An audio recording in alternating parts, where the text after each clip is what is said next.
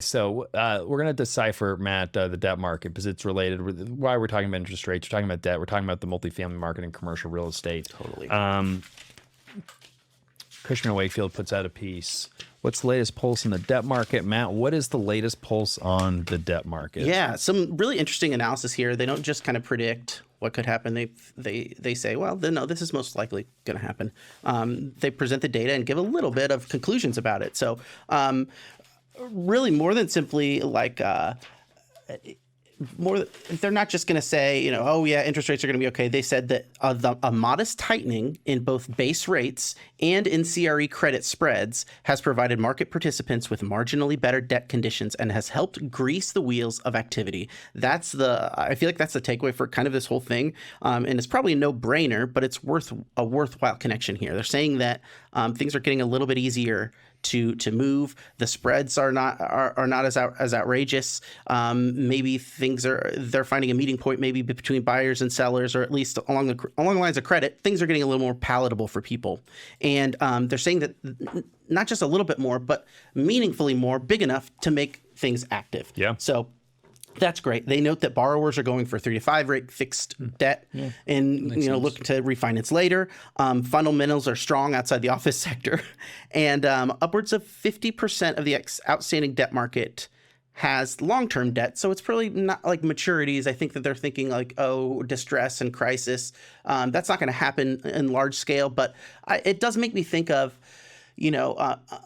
I think there's a small but equally meaningful percent of borrowers that are maybe in a little bit of trouble, and I think that trouble's now going to be spread over the years instead of just resulting, like a finite wave.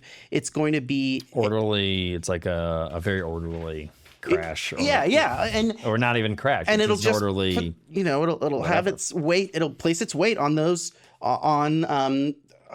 on those operators, and it's going to be a burden that's going to either they can make it work or they can't. I don't know what it's going to motivate, because equally could make them hang on tighter. Well, and I think what is definitely a good point is that it's probably not going to be as big that big of an issue at all for banks. Yeah. At the end of the day. Yeah. Certainly there are some banks that are going to have some loans that are not good. But unless we see a further erosion in values, which there still haven't been enough price discovery, but say call it 15 to 30-ish% value reduction, depending on the deal, depending on the market, et cetera. Most deals have 20 to 30% of equity, and so the equity is wiped out. Like the investors are gone to zero, but the banks usually are going to be made up whole, and even in a worst case scenario, they're still getting back 80-90% of their principal back, plus the interest that they've hopefully will have received. Yeah. So it's not like they're going to zero. And there's also a lot of comments in most of these cases that even in the office sector, people are still for the most part paying their mortgages. Yeah. Like there's concern, but like the mortgages are being serviced. It's not like in 2008 when everyone just stopped paying and they couldn't pay and they just defaulted. That's definitely one of the things they noted here is like things aren't going horrible. If this was if it was another crisis, and then on top of this, you had to deal with these problems such that like people weren't paying rents and all these kind of stuff. But no, people are largely paying rents. Yeah. And so, it makes it pretty easy to sustain it or to extend it. Especially, I think also lenders are looking forward to 2026 when the supply is going to become a little bit more compressed anyways, and they maybe are anticipating. Yeah. Well, and just another point for I think more evidence for we are at the bottom or very near the bottom is that, I mean, again, I'm in the market almost every day, looking at deals, talking to brokers and what's going on.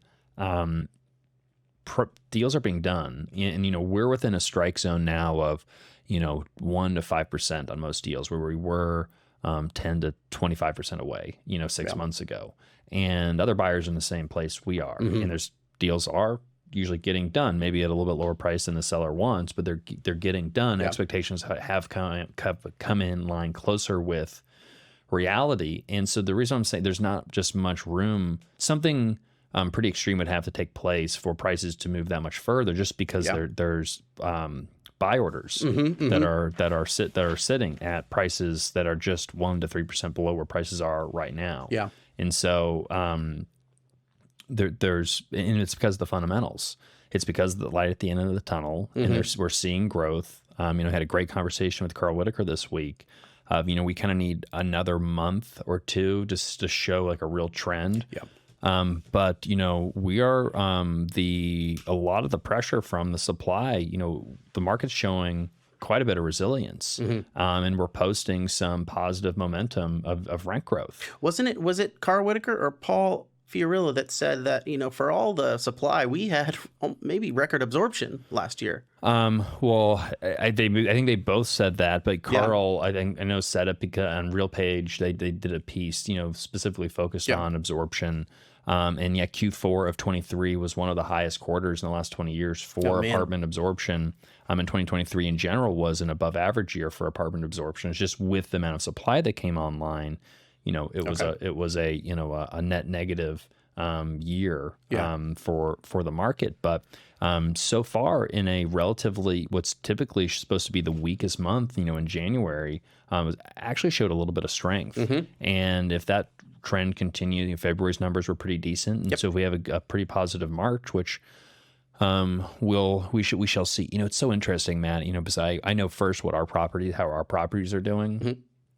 It's amazing sometimes how the performance of our properties, I see are correlated to the national performance. And because it's like all real estate is local, right? It's like, what is one property's, and this isn't always the case. Not every property is the same. One property will get a ton of leases, the other property has none.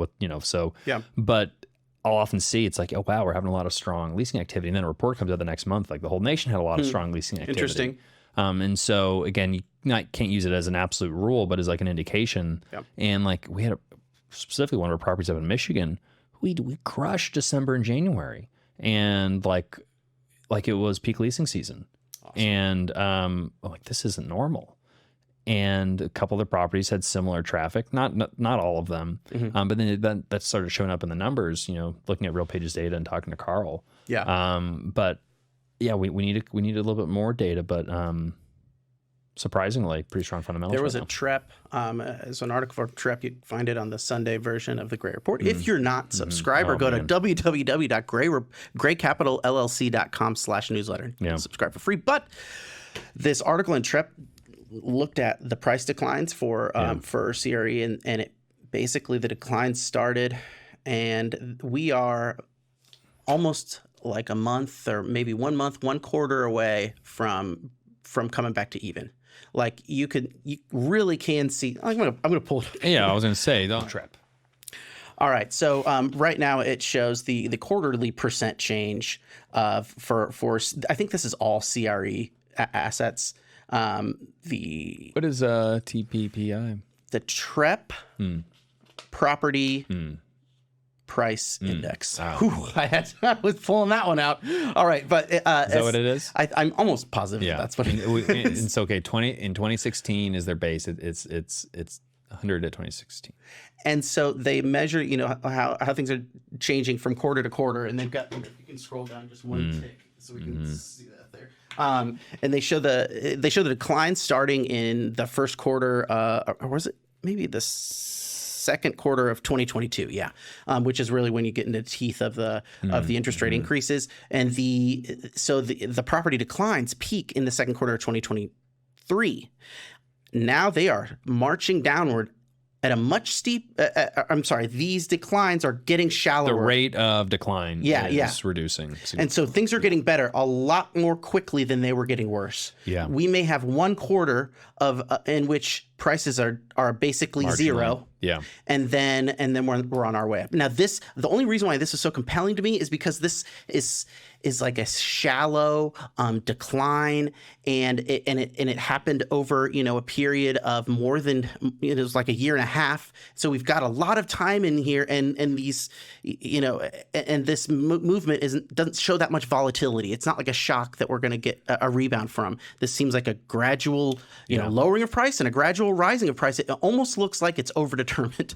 Where we're going to see a recovery from a technical in prices. Standpoint. I mean, higher highs and higher lows. I mean, and again, it's maybe it's not appropriate, but I mean, very good setup for what we've been describing, Matt, as a really strong decade for multifamily, and it's at least indicating the psychology behind pricing and the demand for investors for multifamily assets, and it supports this idea that,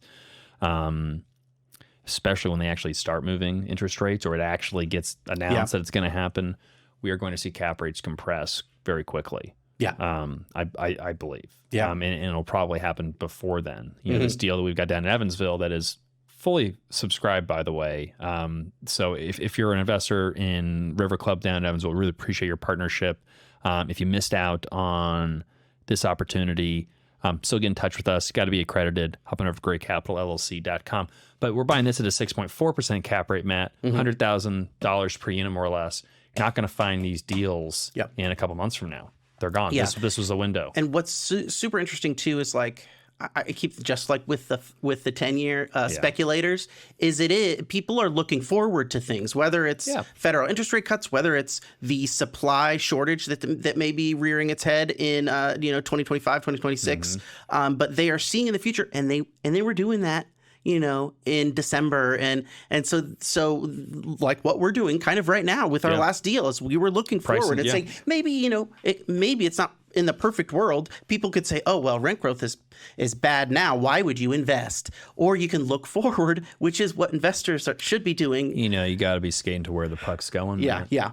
So you got to do just like Mr. Gretzky said. Yeah. It's fascinating. I'm really glad you brought this piece up, because that really does visualize the market. Sure. Everything. Now, I think all of this what needs to be said is there can be a black swan event that kind of reverses course, and a few more banks. If there's some clot in the financial arteries, related to CREs, things could happen. There's no evidence to suggest that. That's always a risk out there, and just the market's a little more fragile now than it has been in the past.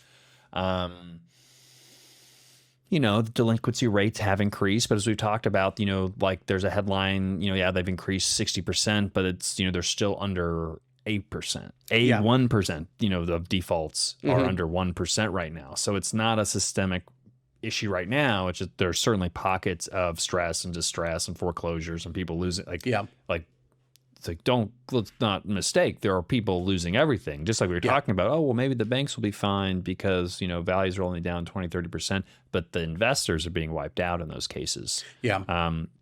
Which is so sad to hear and to have happen, but it is a necessary part of capitalism and how the economy works. And multifamily was too hot. It was too frothy. There's too many people in it, and too much inexperience, and too much risk and misallocation of capital.